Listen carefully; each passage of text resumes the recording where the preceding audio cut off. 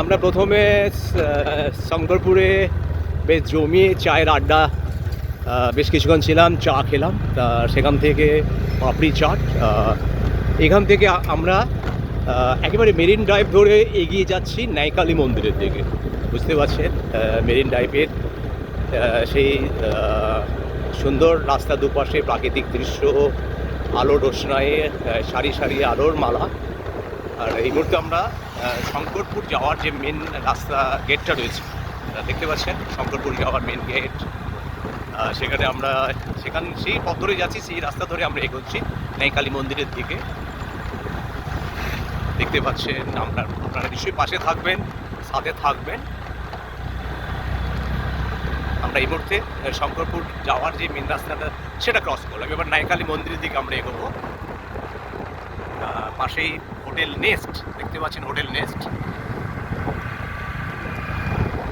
আর সেখান থেকে এগোচ্ছি আমরা ন্যায়কালী মন্দিরের দিকে। আসলে এই বাইপাসটা হওয়ার পরে অন্তত কিছুটা হলেও রামনগরের রাস্তার যানজটটা অন্তত কমেছে অনেকটা। দেখতে পাচ্ছেন সুন্দর রাস্তা।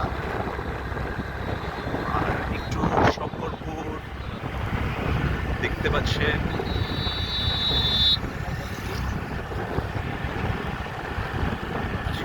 সামনেই ন্যায়কালী মন্দির, সামনে ব্রিজ আছে, খুব সুন্দর লাগছে।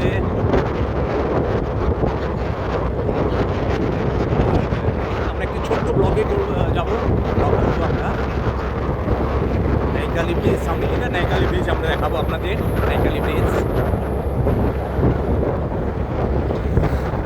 ন্যায়কালী ব্রিজ একদম আমরা ন্যায়কালী ব্রিজের উপরে যাচ্ছি।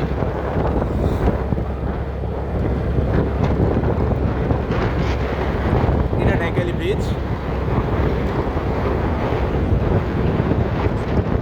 এটা অসাধারণ ভিউ, দেখো তোমরা যারা দেখছো, এত সুন্দর ভিউ, দারুণ ভিউ। আমরা ন্যায়কালী ব্রিজের উপর দাঁড়িয়ে রয়েছি। আমরা একটা ছোট ব্লগ করব আমরা। দেখতে পাচ্ছেন সামনেই ন্যায়কালী মন্দির, তার চূড়োটা নিশ্চয়ই দেখতে পাচ্ছেন। আমরা একটু দূরে ব্রিজের উপরে রয়েছি।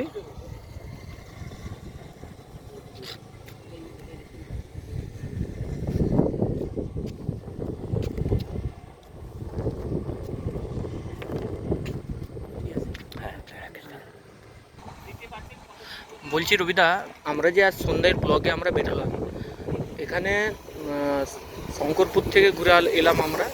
আসার পর আমরা যে মেরিন ড্রাইভে এসে আমরা ব্রিজের উপর দাঁড়িয়ে আছি, সেই ব্রিজের উপর দাঁড়িয়ে একটা আলাদা অনুভূতি পাচ্ছি। সেই অনুভূতিটা আপনি কি অনুভব করতে পারছেন? হ্যাঁ, অনুভূতিটা সত্যি একটা আলাদা অনুভব আমি করছি। এই ব্রিজের উপরে আমরা রয়েছি এখন, সামনে ন্যায়কালী মন্দির। আমরা একটু বাদে ন্যায়কালী মন্দিরে যাব। তবে এত সমুদ্রের পাশে, সমুদ্রের যে সুন্দর হাওয়া, এত সুন্দর দক্ষিণা বাতাস, শরীর মনটা যেন জুড়িয়ে যাচ্ছে। এই প্রচণ্ড গরমে সারাদিনে যে গরম মোট ভাবটা, সেটা তো সন্ধ্যেবেলা এই জায়গাটা এত সুন্দর পরিবেশ লাগছে। আলোর রোশনাই, আলোর মালা, রাস্তার উপরে সারি সারি আলো। তারপরে আমরা ব্রিজের উপরে রয়েছি। এত মানে শরীরটা এত ভালো লাগছে আমার। আমি তো যেন মনে হচ্ছে সন্ধ্যেবেলা প্রত্যেক দিন চলে আসবে এখানে। তো দারুণ লাগছে, কারণ এই ন্যায়কালী মন্দিরটা মানে একটা বিরাট যেটা গল্প আছে, যে ঐতিহাসিক হ্যাঁ মন্দির। ঐতিহাসিক। এর পেছনে একটা যেটা গল্পটা বলি, যে যখনই সমুদ্রে মাছ ধরতে যায়, প্রত্যেকে কিন্তু এই মন্দিরে পুজো দিয়েই তারা কিন্তু তাদের যাত্রাপত্র শুরু করে। মন্দিরের মানে প্রত্যেককে কিন্তু পুজো না দেওয়া পর্যন্ত কিন্তু তাদের যাত্রা শুরু হয় না, যারা সমুদ্রে মাছ ধরতে যায়। এই মন্দিরের যখন একবার ছোটোবেলা আমরা মন্দিরে দেখতাম, যে এখানে একটা নেপথ্যে কাহিনীও আছে, যে সমুদ্রের জল কিন্তু ওই মন্দিরে যে পুকুরটা আছে ওখানে আসতো না। এটা একটা বিশেষ বৈশিষ্ট্য।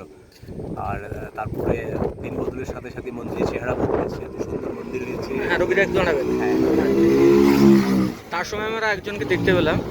দাদা কোথা থেকে এসছো? বাড়ি এই পাশেই, রামনগর কলেজের কাছেই বাড়ি আমার।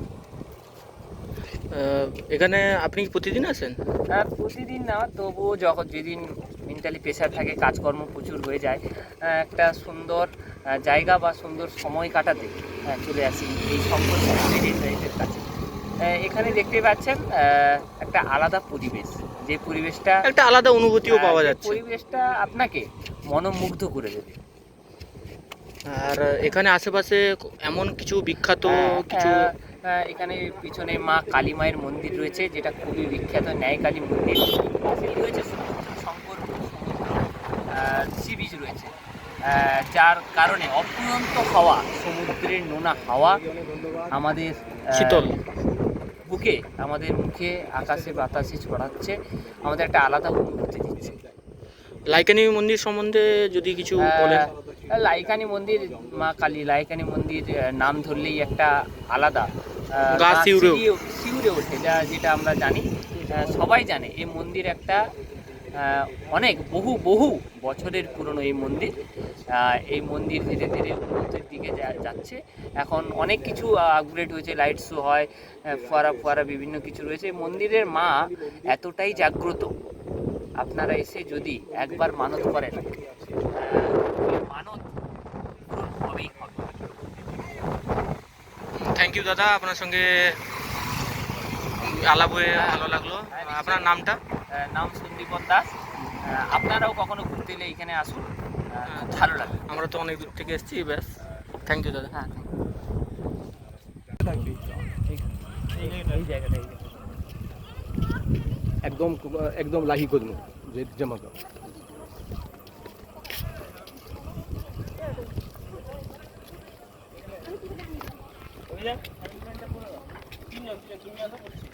কাহির তো লাহি তো কিন্তু নাই যায়।